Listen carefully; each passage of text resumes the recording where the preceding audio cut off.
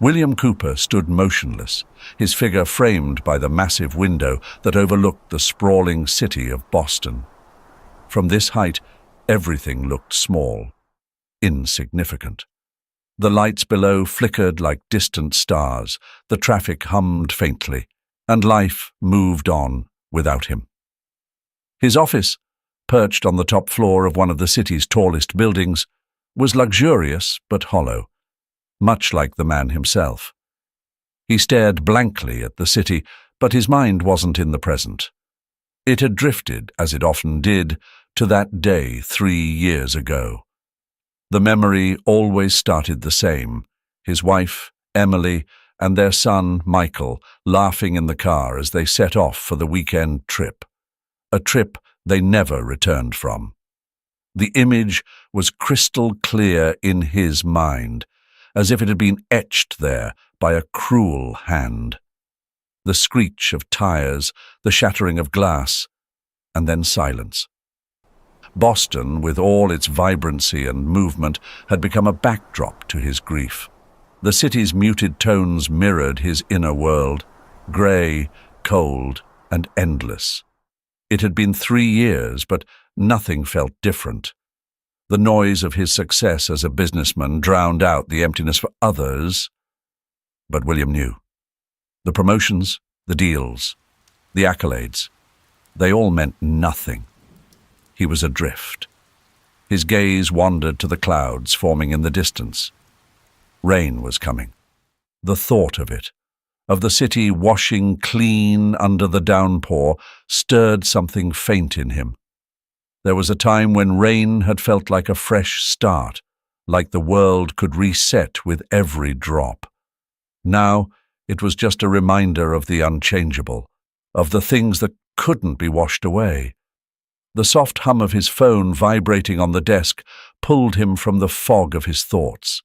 He didn't need to look to know it was another work call, another reminder of how disconnected he had become from the life around him.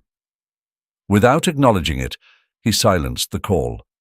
The world outside seemed to be drawing him out. For weeks, maybe months, he had avoided these moments, staying confined within his office or home, drowning himself in work. It had been easier to be numb. But today was different. Today, the pull was stronger. William ran a hand through his hair, noticing the streaks of grey that hadn't been there before the accident. He was only in his mid-40s, but grief had aged him, worn him down in ways no one could see. His colleagues still saw the polished exterior, the man who made decisions without hesitation, who commanded respect in every meeting. But inside, William had become a shadow of that man, hollow and waiting for a purpose he could no longer define. He turned away from the window and glanced around his office. The high ceilings, the leather chairs, the polished wood, it all seemed out of place now. Once it had symbolized achievement, a life's work. Now it felt like a mausoleum, holding him hostage to his memories. The rain picked up, but William didn't mind. Each drop seemed to pull him further from the hollow man he had become, washing away the layers of numbness he had wrapped around himself. There was no epiphany, no grand revelation, just the quiet acceptance that he was still here, still moving, and maybe, just maybe, still capable of feeling something. The rain fell in steady sheets, turning the pavement of Boston streets into slick, reflective pools. The rhythm of his footsteps mirrored the distant hum of the city, a noise that barely registered in his mind. He didn't notice the cold seeping into his bones, nor the growing dampness in his clothes. He was far too accustomed to this numbness. His grief had been with him for so long it felt like part of his skin. The accident, Emily's laugh in the car, Michael's small hand in his, had taken everything from him, and even the passage of time had done little to ease the constant ache. Every corner of the city held memories, but tonight, under the heavy rain, it all blurred into one cold, grey expanse. As he walked past a line of closed storefronts, Something caught his eye. A small, huddled shape beneath an old, sagging cardboard box. At first, he thought it might just be trash left to decay in the storm, but the shape moved. A boy. William stopped. He looked closer and saw a child, curled up in a tight ball, shivering. Beside him, a dog lay with its head on the boy's knee, its fur matted and soaked through. The child couldn't have been more than 8 or 9, his thin arms clutching his knees to his chest, as if trying to disappear into himself. For a moment, William just stood there, frozen in place. The rain pounded on, unrelenting, but this sight broke through the fog that had surrounded him for years. The boy didn't look up, didn't notice the man standing there, his whole focus on staying still, staying unnoticed. The scene felt too fragile, too delicate to disturb. But something inside William stirred. He knelt, lowering himself to the boy's level, and gently spoke, his voice barely louder than the rain. "Hey," he said softly. "Are you all right?" The boy flinched but didn't answer. He only tightened his grip around his knees, glancing nervously at the man. The dog, though watchful, didn't growl or bark. It simply raised its head, its tired eyes following William's movements. "Is this your dog?" William asked, nodding toward the animal. The boy nodded slightly, his chin barely lifting. "Rex." William looked down at Rex, who gave a small thump of his tail against the wet ground, as if acknowledging the introduction. William let out a slow breath. This wasn't something he was prepared for. How could he be? He barely knew how to handle his own emotions, let alone approach this frightened child in the street. "You can't stay here," William said gently. "It's too cold, and this rain won't stop any time soon." The boy looked away, his eyes darting between Rex and the cardboard box, as if weighing his options. William could see the hesitation in the boy's face, a mix of fear and uncertainty. "I have a warm place," William continued, his voice soft but steady. "You and Rex can come with me. You'll be safe." The boy looked up, his wide eyes filled with a quiet desperation. It was as if he wanted to believe William, wanted to trust him, but years of being alone had taught him otherwise. William knew that look. It was the same one he saw in the mirror each morning, the look of someone who had lost more than they could bear. Slowly, William stood and offered his hand. He didn't rush the boy, didn't force the moment. "What's your name?" "Johnny," the boy whispered, his voice barely audible over the rain. "Johnny," William repeated with a small nod. "I'm William. You're safe with me, I promise." For a long, quiet moment, Johnny didn't move. His eyes flicked between William's hand and Rex, who now stood at his side. Then, slowly, cautiously, Johnny reached out and took William's hand. His grip was weak, his fingers cold, but it was a connection, a beginning. William gave a gentle tug, guiding Johnny to his feet. The boy wavered, but Rex stayed close, pressing against him. Together they walked to William's car, parked just a block away. The rain hadn't let up, but inside the car there was warmth, safety. As they drove through the quiet, wet streets, William glanced at Johnny, who was huddled in the back seat with Rex curled beside him. The boy's eyes were half closed, exhaustion taking over as the adrenaline of the moment faded. William turned his attention back to the road, but his mind raced with questions. Who was this boy? How long had he been out there, alone in the rain? The small bell above the door jingled softly as William Cooper stepped into the warm glow of the cafe. The familiar scent of freshly brewed coffee filled the air, instantly calming his nerves. It was late afternoon, and the rain had finally stopped, leaving the city streets glistening under the fading sunlight. He glanced around the cozy space, searching for his friend. "William!" a voice called out from behind the counter. Ethan Richards, the cafe's owner and William's oldest friend, waved him over with a smile. The cafe was quiet. A few regulars seated at tables scattered around, absorbed in their books or laptops. Johnny stood hesitantly by William's side, his small hand clutching at his damp jacket sleeve. Rex, the dog, sat obediently at Johnny's feet, his eyes following every movement. "Ethan, thanks for this," William said, approaching the counter. "We needed somewhere quiet." Ethan wiped his hands on a towel and came around to give William a quick embrace. "You know you're always welcome here."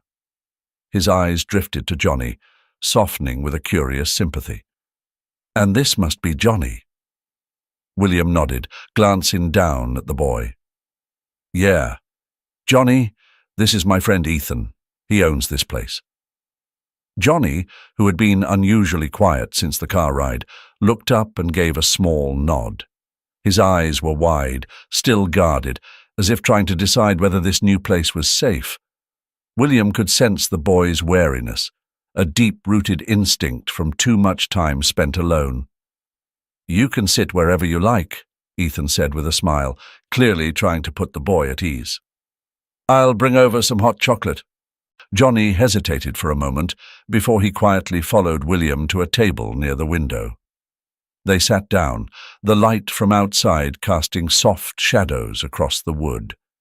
Rex settled beside Johnny, resting his head on the boy's lap.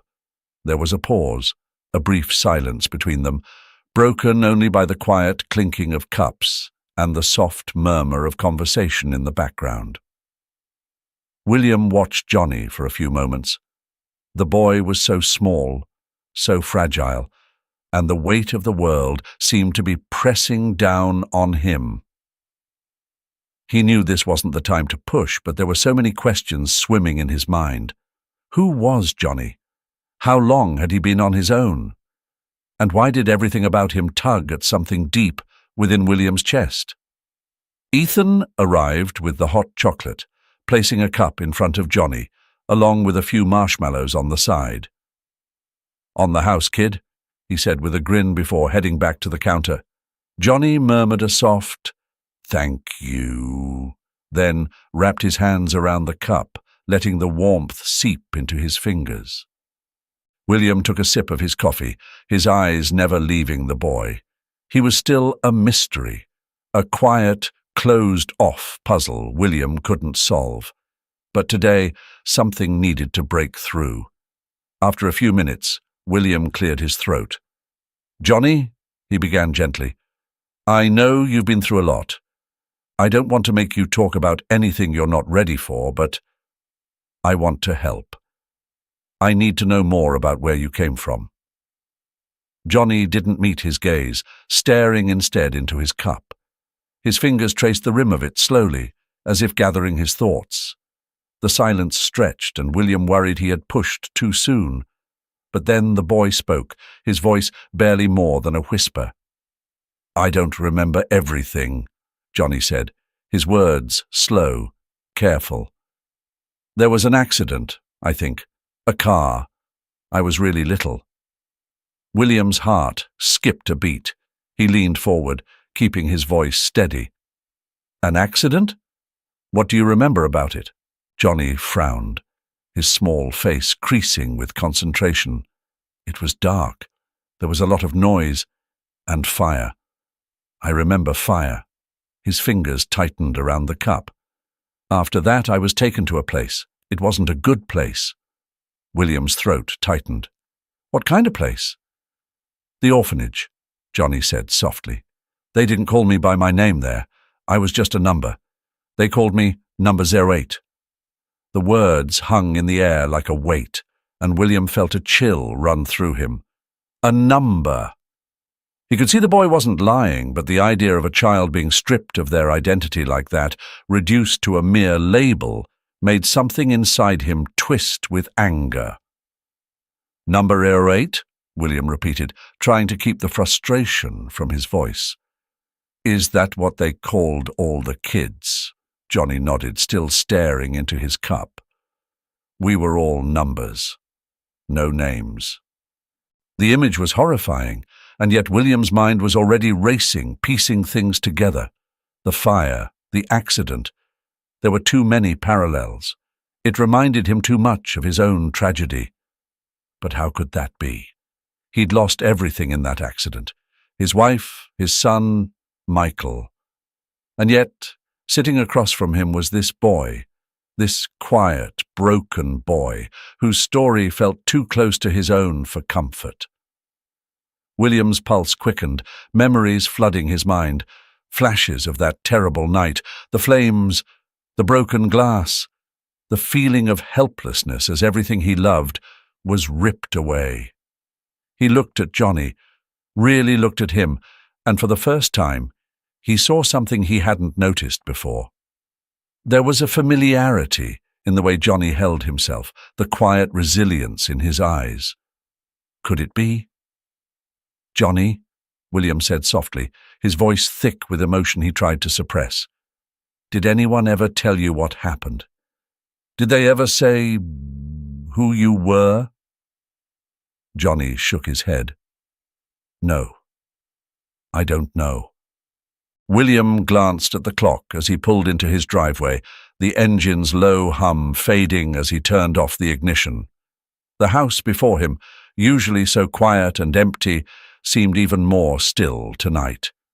The rain had let up, leaving the streets slick and the air cool. He had left Johnny with Ethan at the cafe, figuring the boy needed a warm, safe place to rest. Ethan, ever the dependable friend, hadn't hesitated to offer help, but William couldn't shake the weight pressing down on him, the nagging questions that kept surfacing since meeting Johnny. As he stepped into the house, the familiar emptiness enveloped him. He hung up his coat and let out a long breath, his mind turning back to the orphanage Johnny had mentioned. Number Joe 8. The thought of a child being treated like that, stripped of his name, angered him in a way he hadn't expected. There was something about Johnny's story that didn't sit right with him, and the more he thought about it, the more it gnawed at him. William walked over to his desk and sat down, opening his laptop. The screen's glow illuminated the room as he began searching for information on orphanages in the area. He typed the name Maplewood Children's Home into the search bar. It didn't take long for the first few articles to appear, but most of them were old, outdated reports on donations, volunteers, and other public-facing information that revealed nothing of substance. Frustration bubbled up inside him. He had hoped for anything that could explain the strange circumstances surrounding Johnny. He leaned back in his chair, running a hand over his face. He needed help, someone who could dig deeper than a few online searches. A name popped into his head. David Anderson. They hadn't spoken in a while, but David had always been reliable. He was still working in law enforcement, someone with the connections William desperately needed now. Without hesitation, William grabbed his phone and scrolled through his contacts until he found David's number.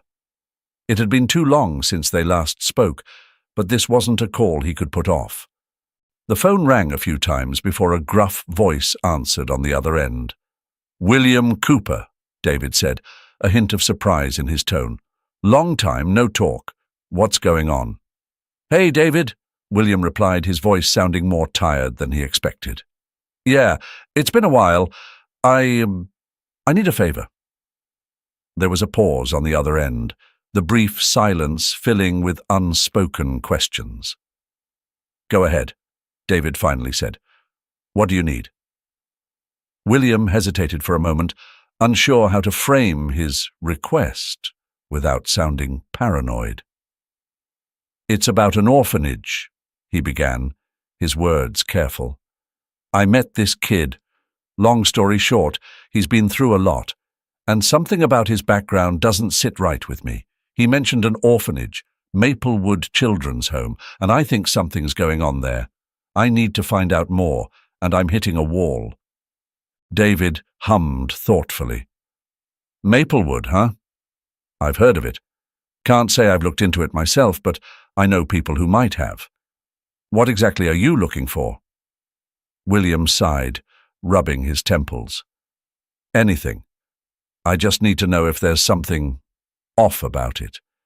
The kid mentioned they called him by a number instead of his name. That can't be normal, right?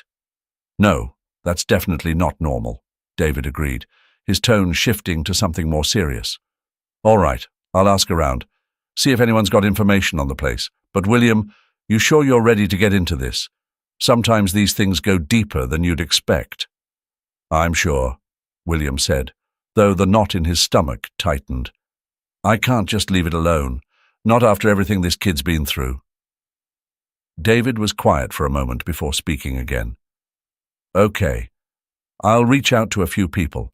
It might take a couple of days, but I'll get back to you as soon as I know something. Thanks, David, William said, feeling a small sense of relief. I owe you one. You owe me a few, David joked lightly, but don't worry about it. I'll be in touch. The call ended, leaving William alone with the quiet hum of the house. He leaned back in his chair, staring at the screen, his mind still racing. Something about Johnny's past haunted him. There was a mystery here, something deeper than just a lost boy with a tragic history. William stood and made his way to the window, looking out at the darkened street.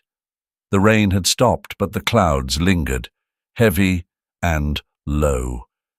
He couldn't help but think of Johnny back at Ethan's cafe, curled up with Rex, trying to find some peace in a world that had been anything but kind to him. This wasn't just about curiosity anymore. It was about making sure the boy had a chance. Something William knew all too well could be taken away in an instant. As the hours ticked by, William couldn't shake the feeling that Johnny's story was only the beginning. And whatever answers he found, they were bound to lead him down a path he hadn't expected. The quiet returned to the house, but the unease lingered, settling deep within him like the storm clouds still hanging over the city. Few days later, David called back and told William go with him. The car ride to Maplewood Children's Home was heavy with unspoken tension. William gripped the wheel, his knuckles pale as he navigated the narrow streets of Philadelphia. Beside him, David sat silently, his eyes scanning the rundown buildings as they passed. Neither had spoken much since they left Boston, but the weight of their task was palpable. William's mind raced with possibilities, each one darker than the last. When they finally arrived, the orphanage looked worse than he had imagined. The building was old, its bricks crumbling at the edges, and the windows were clouded with grime. It stood like a forgotten relic in a neighborhood that had long given up hope. A faded sign that read, Maplewood Children's Home, hung crookedly above the entrance. William cut the engine, his gaze fixed on the structure before him. This place looks abandoned. David nodded, his jaw set. It might as well be. They got out of the car and walked towards the entrance. The wind bit at their faces, carrying with it the faint sound of children's laughter, though it sounded hollow, almost forced. William's stomach twisted. This was no place for a child. Inside, the orphanage smelled of dampness and neglect. The walls were lined with peeling paint, and the air felt heavy, stagnant. A lone receptionist sat behind a desk at the far end of the hall, her head buried in paperwork.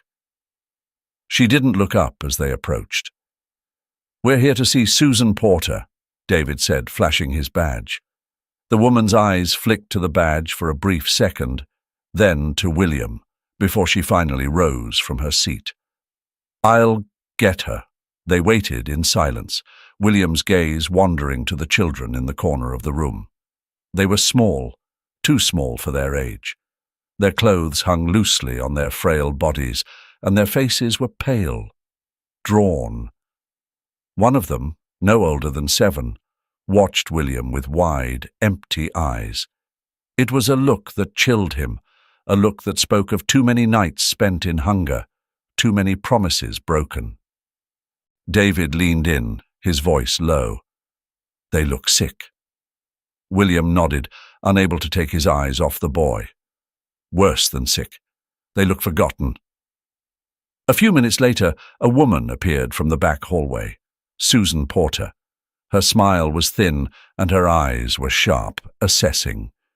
She was well dressed, but there was something cold about her, something that set William on edge the moment she entered the room. "Detective Anderson," she greeted David with a nod. "And you must be Mr. Cooper. What brings you to Maplewood today?" William could feel the tension building, his instincts screaming that something was wrong here. He let David lead the conversation, for now. "We're here following up on some reports," David said. "There have been complaints about the conditions here. I'm sure you've heard them." Susan's smile didn't falter, but her gaze grew harder. "Maplewood is a state-run facility, Detective. We follow every protocol." "Yet there've been whispers," David pressed. "Rumors about illegal adoptions, mishandling of records. We need to take a look at your files."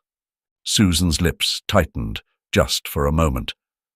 "Those are serious accusations, Detective. I can assure you, everything here is done by the book. But if you insist on inspecting our records, I'll have to get approval from my supervisors." William watched her closely, noting the way her fingers twitched slightly at her sides, the subtle flicker of unease in her eyes. She was lying. He knew it. "I'd like to see the children's living quarters," William said, his voice steady but firm. Susan hesitated, then gestured toward the hallway. "Of course, Mr. Cooper, but I'm afraid it won't be anything new to you. Our funding is limited." As they followed her through the dimly lit corridors, the sense of unease only grew. The rooms were small, cramped, with bunk beds stacked against the walls. Thin blankets were piled on thin mattresses. It was no place for a child to grow up. "They seem malnourished," William said, his eyes scanning the rooms. Susan stopped in her tracks, turning to face him. Her smile was gone now, replaced by a hard, calculating expression.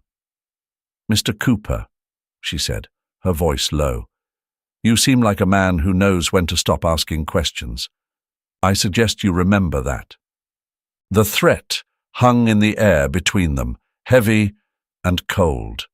William held her gaze, refusing to back down. "I'm not stopping," he replied quietly, but firmly. Susan's eyes narrowed, but she said nothing more. She turned and continued down the hallway, her heels clicking sharply against the floor. William and David followed, but the unease settled deeper into William's chest. Something was very wrong here. As they left the orphanage, the sun was setting, casting long shadows over the building. William glanced back at the children still playing in the courtyard, their laughter distant, haunting. "Something's off," William muttered to David as they got into the car. David nodded grimly. "I know. But we'll get to the bottom of it." And William knew they had to. Whatever was happening inside those walls, it was far from over. The house in Westwood had always felt too big. Since Emily and Michael were gone, the empty halls echoed with a silence William could never quite escape. But tonight, something had shifted. The once cold, vacant spaces held a different energy, filled with the soft sounds of life again.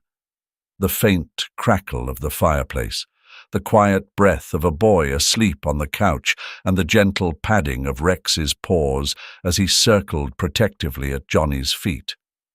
William stood in the doorway, watching Johnny as he slept. The boy's small frame curled into the cushions, his face relaxed in a way that it hadn't been when he'd first arrived. Rex lay close by, one eye half open, as if, even in rest, he refused to leave Johnny unguarded. William exhaled, quietly. The boy was starting to feel like he belonged here, not just as a guest, but as something more. William wasn't sure when it had started, but he could feel it, the slow, tentative bond forming between them. Johnny wasn't just the frightened, distant child who had shown up soaked in rain that night. He was more. And as the days passed, William found himself drawn into the mystery of Johnny's past and the strange familiarity that haunted his thoughts. He crossed the room and sat in the armchair across from Johnny, careful not to wake him. His eyes traced the boy's features, his brow furrowed slightly, his hands curled around the edge of the blanket. There was something in his face, the shape of his jaw, the way his hair fell across his forehead, that stirred something deep within William. It wasn't just the resemblance, it was the way Johnny looked at him sometimes, the way he trusted him, despite everything the boy must have gone through.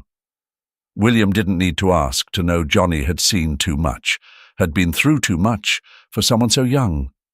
He leaned forward, resting his elbows on his knees. "Johnny," he whispered, not loud enough to wake him, but loud enough to hear the weight of the name in the quiet room. As if sensing the thought, Rex shifted, his nose nudging Johnny's hand gently. The boy stirred, his eyes blinking open slowly. For a brief moment, confusion flickered across his face before recognition set in, and he relaxed. "Hey," William said softly. "You all right?" Johnny nodded, sitting up and rubbing his eyes. "Yeah, just a dream." William hesitated before speaking again, his voice quiet, cautious. "Do you remember what it was about?" Johnny's gaze dropped, his fingers absently stroking Max's fur. "It was the accident," he murmured. "I saw it, like I always do." William felt a chill run through him. He had been waiting for this, for Johnny to say more, to open up about the thing they had both been skirting around. The accident. "Do you want to talk about it?" William asked gently. Johnny looked at him, his eyes searching William's face for something, maybe reassurance, maybe trust. Slowly he nodded. "I don't remember all of it," Johnny began, his voice low, steady. "But I remember the car. It was raining and everything happened so fast. I heard the crash. And then I was just alone." William's heart tightened. He didn't push Johnny for more. Instead, he let the boy speak at his own pace, feeling the weight of each word as it settled between them. "I don't know how I got out," Johnny continued, his voice barely above a whisper now. "But when I woke up, I wasn't with them anymore. I was somewhere else." William's chest ached with the unsaid, the missing pieces, the gaps in the story. But he didn't need to hear it all to understand what the boy had gone through. He had lived through his own loss, and now he saw the same pain reflected in Johnny. "You're safe here, Johnny," William said after a long pause. "Whatever happened, whatever you've been through, I'm going to find out the truth."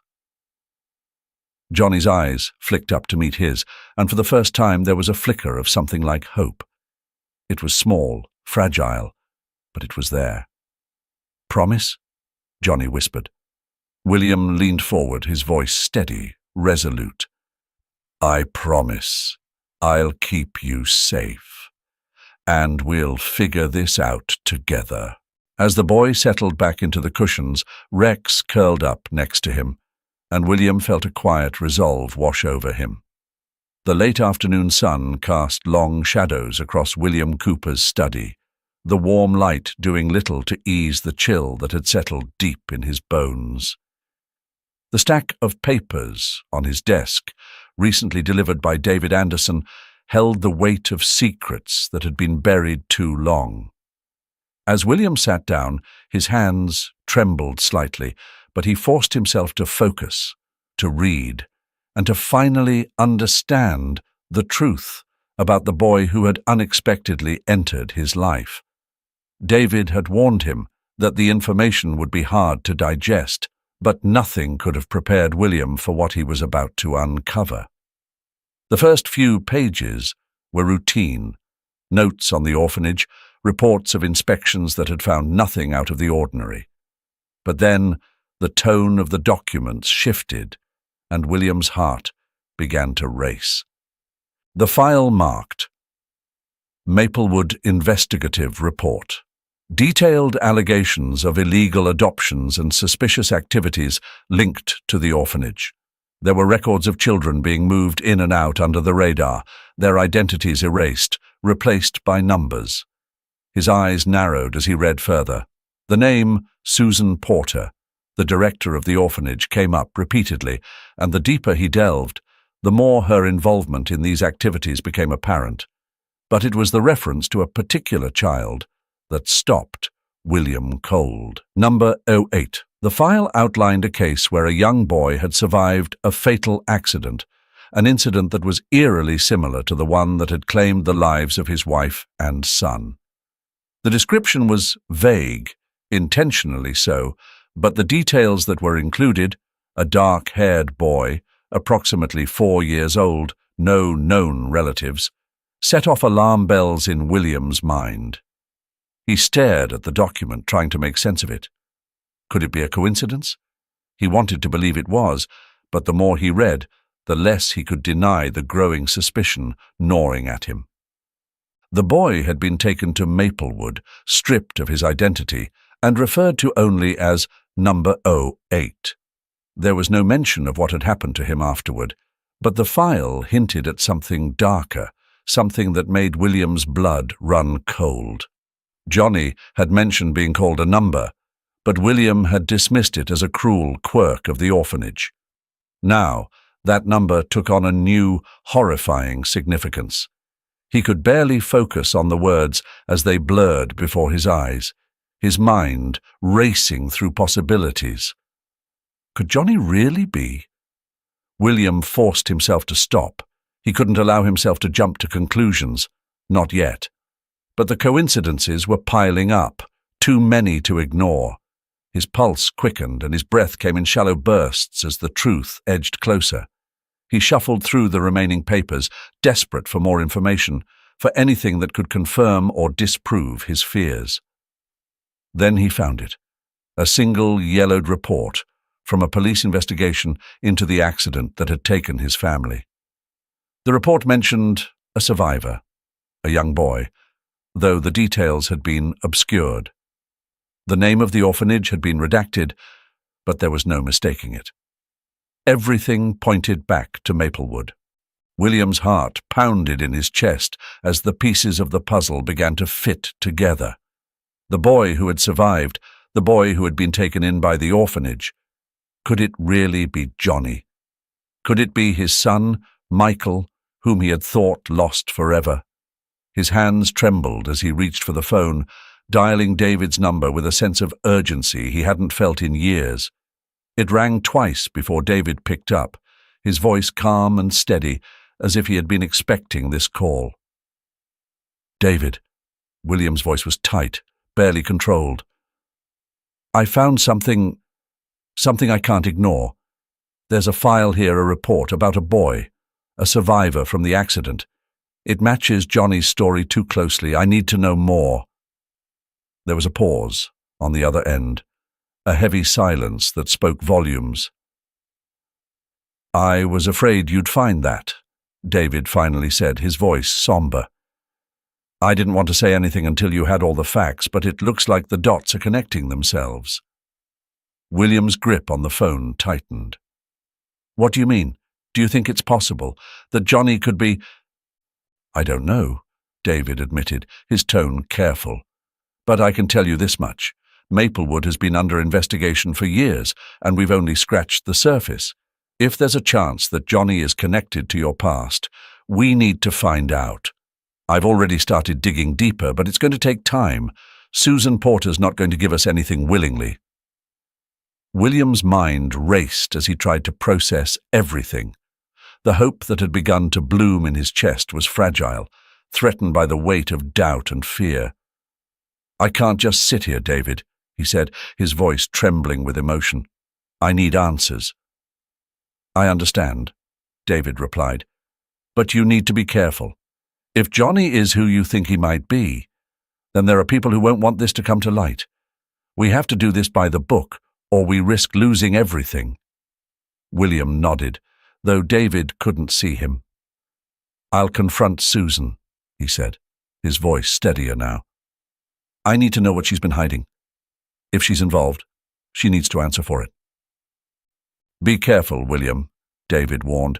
"Susan's not someone you want to corner without a plan. I'll back you up as much as I can, but tread lightly." William ended the call, the determination solidifying in his chest. He couldn't let this go, not now, not when he was so close to uncovering the truth. William Cooper stood outside the orphanage, his hand gripping the steering wheel tightly. The old building loomed before him, its worn facade a stark contrast to the secrets it held within.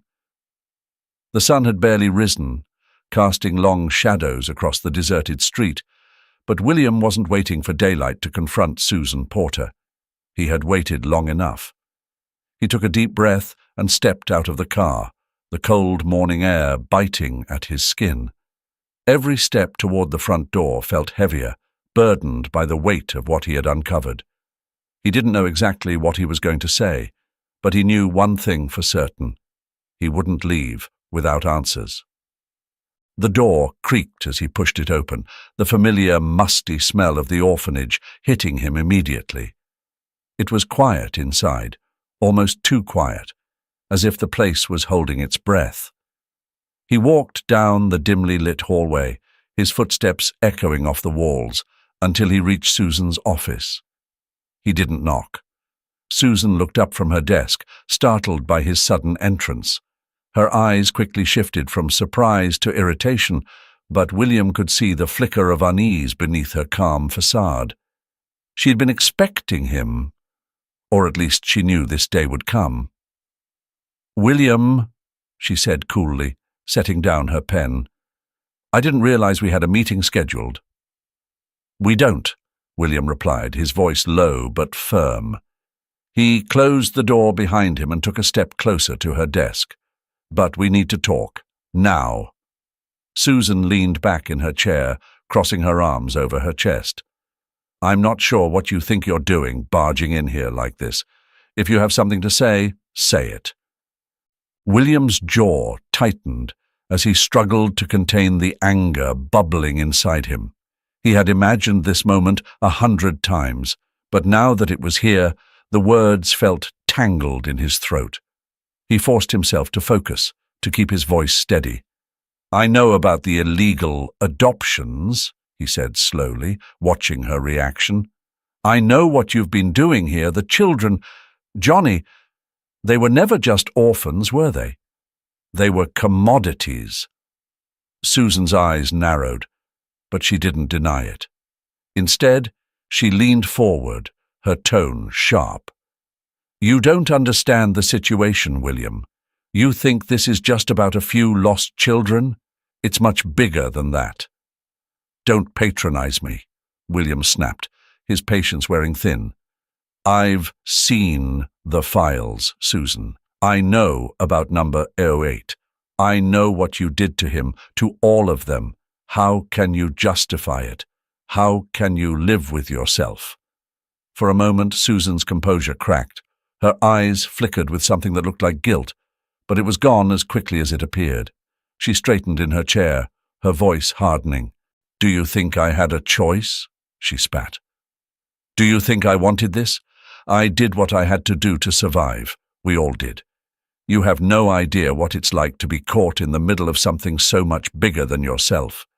These children, they were valuable. They had connections, backgrounds that made them worth more than just another orphan. It wasn't just about money. It was about power." "Power?" William repeated, incredulous. "You're talking about power while these children's lives were destroyed?" "Johnny was just a boy, Susan. How can you stand there and justify ruining his life?" Susan looked away, her gaze shifting to the window. You think I had control over any of this? There are people out there, William. Powerful people who pull the strings. I'm just a small part of it. A cog in the machine. Who? William demanded, his voice rising. Who's behind this? Who's responsible for what happened to Johnny? Susan hesitated, her fingers gripping the edge of the desk. For a moment, William thought she might tell him, that she might finally reveal the truth he had been searching for. But then her expression shifted, and he saw the fear in her eyes. There's someone they call M, she whispered, her voice trembling. He's the one who controls it all, the trafficking, the adoptions, everything. But you can't fight him, William. You can't win. Who is he? William pressed, desperation creeping into his voice.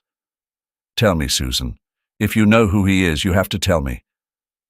But Susan shook her head, her eyes distant. It's too late. It's too late for all of us. Before William could react, she reached into her desk drawer and pulled out a small bottle of pills. His heart leapt into his throat as he realized what she was about to do. Susan, don't, he started, but she was already unscrewing the cap. She looked up at him, her expression strangely calm, as if she had made peace with her decision. I'm sorry, William, but this is the only way out. William lunged forward, trying to stop her, but he was too late.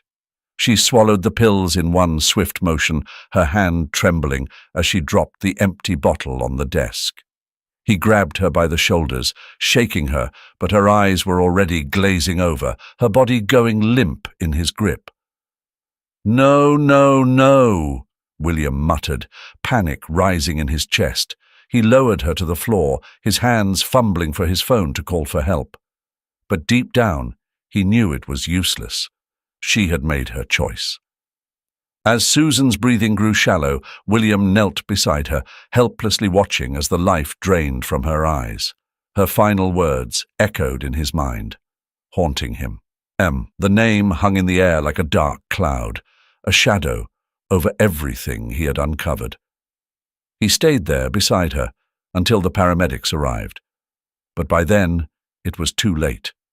Susan Porter was gone, taking the last of her secrets with her. As the authorities moved in, William stood outside the orphanage, staring into the distance.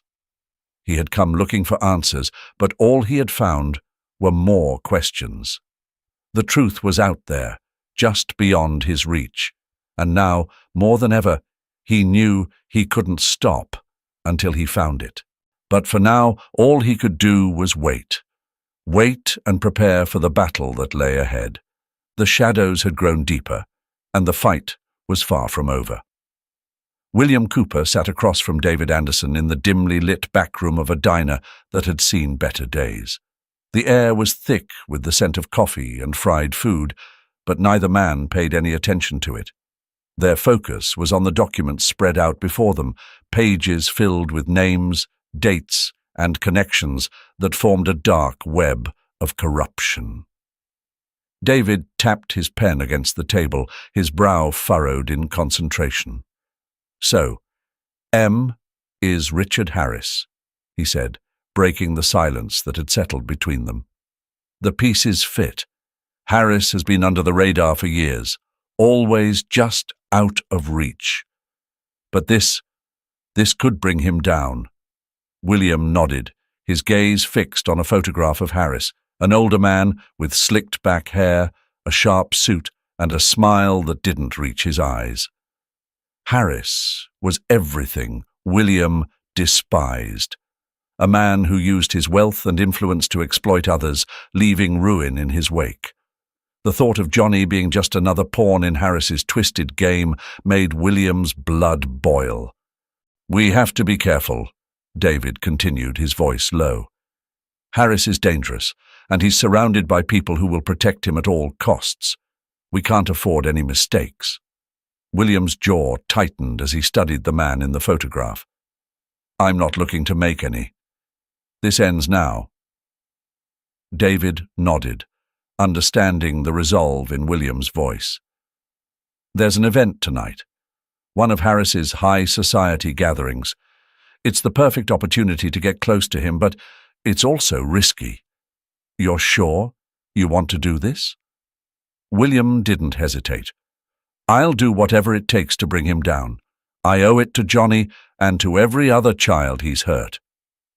They spent the next hour going over the plan, meticulously covering every detail.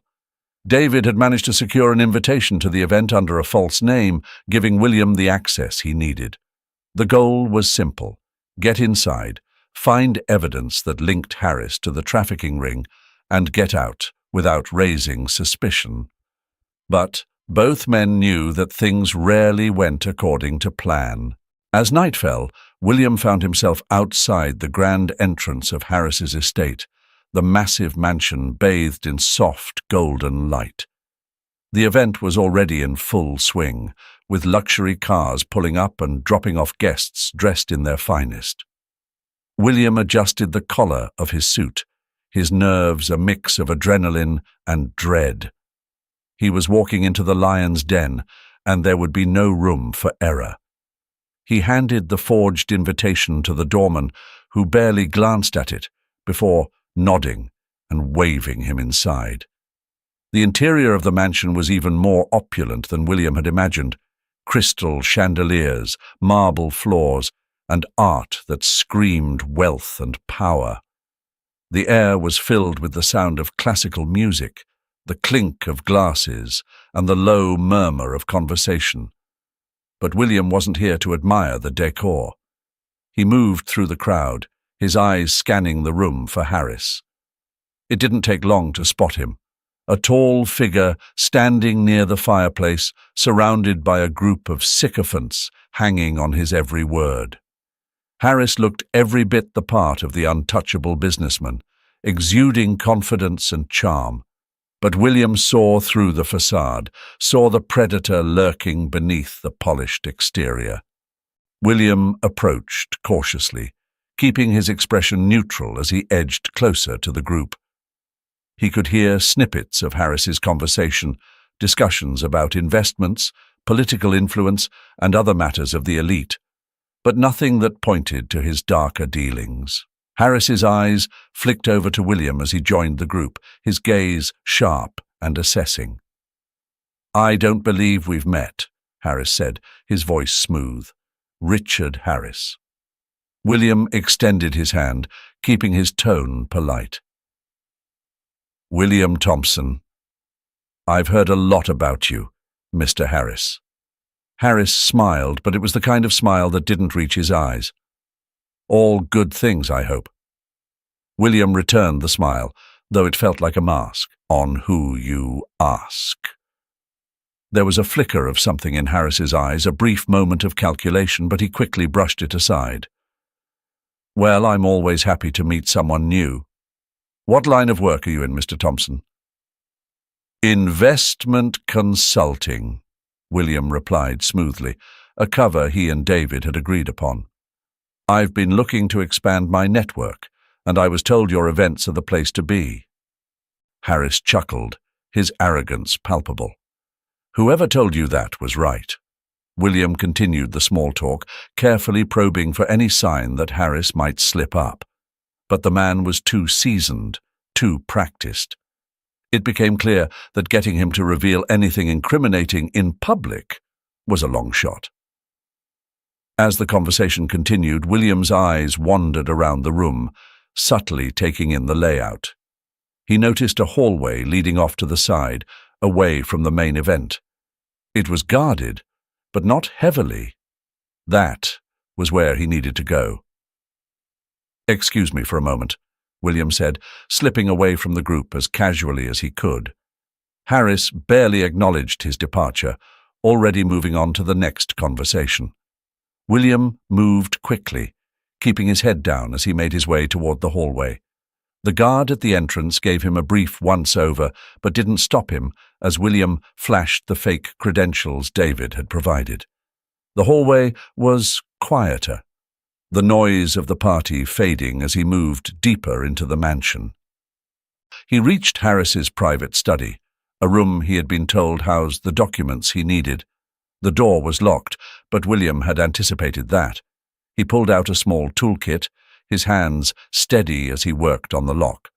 Within moments, the door clicked open, and he slipped inside.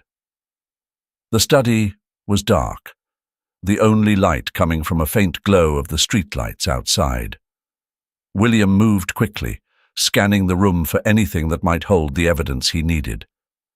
It didn't take long to find the safe, a sleek, modern model hidden behind a bookshelf. He worked quickly, his fingers moving with practiced precision as he cracked the safe. The door swung open, revealing a stack of files and a small flash drive. William grabbed both, his heart pounding as he stuffed them into his jacket. But as he turned to leave, the sound of footsteps outside the door made him freeze. He pressed himself against the wall, holding his breath as the footsteps paused outside. For a tense moment, he thought he had been caught, but then the footsteps continued down the hall. William exhaled slowly, waiting until the coast was clear before slipping out of the study and back into the hallway. He moved quickly, retracing his steps until he was back at the party, blending into the crowd as if nothing had happened. He couldn't afford to stay any longer. The evidence was in his hands, and now he had to get out. He made his way to the exit, his heart pounding with each step. The air outside was cool and crisp, a stark contrast to the tension that had gripped him inside. As he walked away from the mansion, the files and flash drive safely tucked in his jacket, William allowed himself a small breath of relief. He had what he needed to expose Harris, to bring the entire operation crashing down. But he knew this was only the beginning.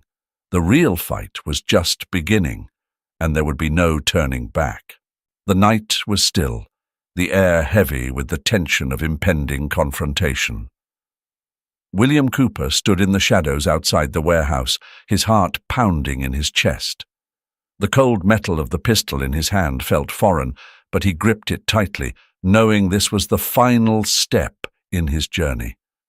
Everything had led to this moment, the lies, the betrayals, the truths he had uncovered. Now it was time to end it. Beside him, David Anderson kept his eyes on the building. The place was eerily quiet, a stark contrast to the chaos that had been swirling around them for weeks. The plan was simple, but fraught with risk. They had enough evidence to bring Richard Harris down, to dismantle the trafficking ring once and for all. But William knew Harris wouldn't go down without a fight. "You ready?" David asked, his voice low, steady. William nodded, his jaw clenched. "Let's do this." They moved silently toward the entrance, the faint sound of police sirens in the distance, signaling that backup was on its way. But William didn't plan to wait. This was personal. The door creaked as they pushed it open, revealing the dimly lit interior of the warehouse. It was a maze of crates and shadows, the perfect place for a final showdown. William's pulse quickened as they navigated through the narrow corridors, every nerve on edge. He could feel the weight of what was to come pressing down on him, but he pushed it aside, focusing only on the task at hand. As they rounded a corner, the figure of Richard Harris came into view. He stood at the center of the warehouse, flanked by two of his men, his posture relaxed, almost casual. But William could see the sharpness in his eyes, the calculating mind at work behind the facade of calm. "So, you finally made it," Harris said, his voice carrying a note of amusement. "I was beginning to think you'd lost your nerve, William." William stepped forward, his gaze locked on Harris. "This ends now, Harris. It's over." Harris chuckled, a cold, mirthless sound. "Over? You think you can just walk in here and shut me down? You have no idea what you're up against. I've been doing this for years, long before you even knew the name M. And I'm not about to let it all crumble because of you. David spoke up, his voice firm. We have everything we need to put you away for the rest of your life, Harris. The police are on their way. There's no escape. But Harris wasn't fazed. He tilted his head, a faint smile playing on his lips. I think you're underestimating me, David. You see, people like me don't get caught. We don't go to prison. We just adapt. William's grip on the pistol tightened. Enough. This is your last chance, Harris. Surrender, and maybe the court will show you some mercy. But I won't. For a moment, the room was silent, the tension thick enough to cut with a knife. Then Harris's smile faded, replaced by a look of pure, cold rage. Mercy, he spat, his voice dripping with contempt. You think I need your mercy? You're nothing, William. Just a man clinging to a lost cause, and you're too late. Even if you take me down, there are others, people more powerful than you can imagine. You can't stop this. But William didn't waver. He stepped closer, the gun steady in his hand. You're wrong, Harris. It ends with you. Right here, right now. Harris's eyes flickered with something that might have been fear, but it was gone in an instant. He gave a small nod to one of his men, and in a split second, chaos erupted. The man lunged at William, but David was faster. A single shot rang out, echoing through the warehouse, and the attacker fell to the ground, his weapon clattering to the floor. Harris's other guard hesitated, then turned to run, but William was already moving. He raised his pistol, firing once, twice, until the man crumpled in the doorway. But Harris didn't run. He stood his ground, his expression unreadable as William advanced on him. It's over, Harris, William said again, his voice low, filled with the finality of the moment. Harris sneered, but there was no more bravado in his eyes. You think this makes you a hero, William? You think taking me down will change anything? William didn't respond. He just stared at the man who had caused so much pain, so much suffering, and felt a cold, hard resolve settle over him.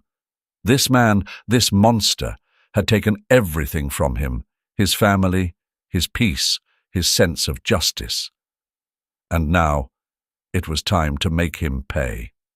As the sound of approaching sirens grew louder, Harris made one last desperate move, reaching for a concealed weapon.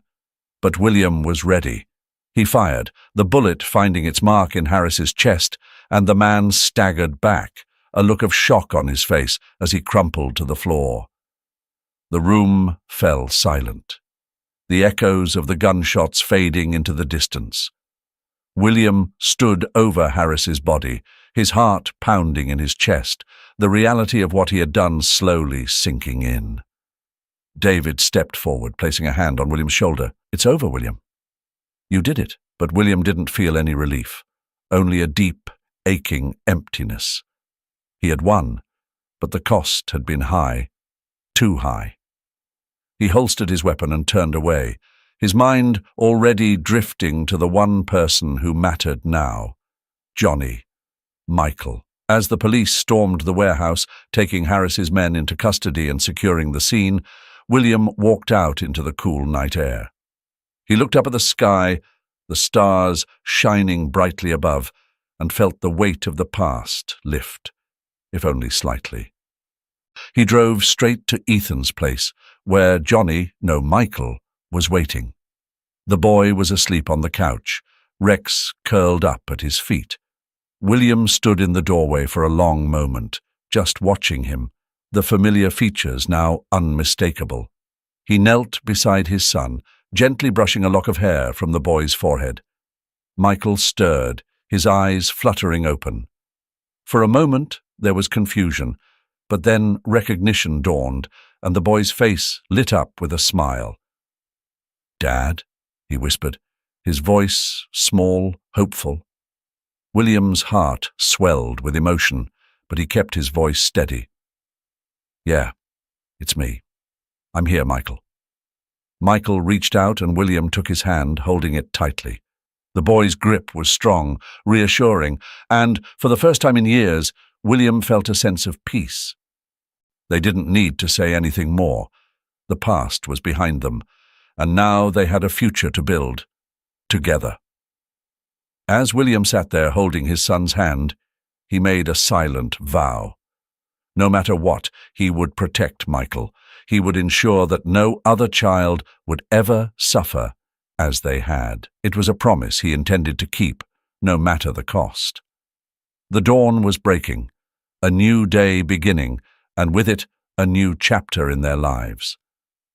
William knew the road ahead wouldn't be easy, but for the first time in a long time, he felt ready to face it, ready to embrace the future and the hope it brought with it. And that's the story of a father's relentless pursuit for justice and a long-lost son's return. What an emotional roller coaster, right? Stories like these remind us of the strength of the human spirit, the power of love, and the lengths we're willing to go to protect the ones we care about. If this story touched your heart, don't forget to hit that like button, share your thoughts in the comments below, and, of course, subscribe for more stories just like this one. Every week, we dive into narratives that challenge us, move us, and make us think about the world and our place in it a little differently. Until next time, stay inspired, stay curious, and as always, keep chasing those powerful stories that make life a little more meaningful. Thanks for watching, and I'll see you in the next video.